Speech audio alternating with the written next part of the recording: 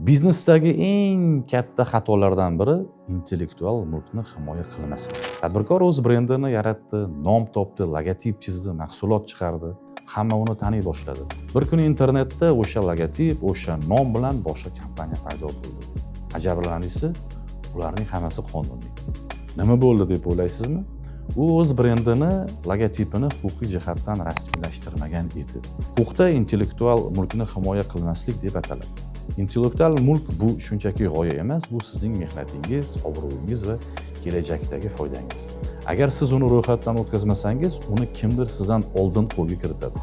Shunda siz o'z g'oyangizni egasi emas, balki tomoshabini bo'lib qolasiz. Har bir brend, har bir logotip, har bir ishlanma qonuniy yo'l bilan himoya qilinishi mumkin.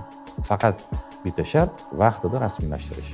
Tadbirkorlar ko'pincha menda vaqt yo'q, bunga ehtiyoj yo'q deyishadi. Ammo qonunga ko'ra intellektual mulkni ro'yxatdan o'tkazgan shaxs uning huquqiy egasi hisoblanadi. Siz yaratgan narsani boshqa birov o'z nomi bilan patent qilib olsa, siz himoyasiz qolasiz. Siz yaratding, biz uni himoya qilamiz.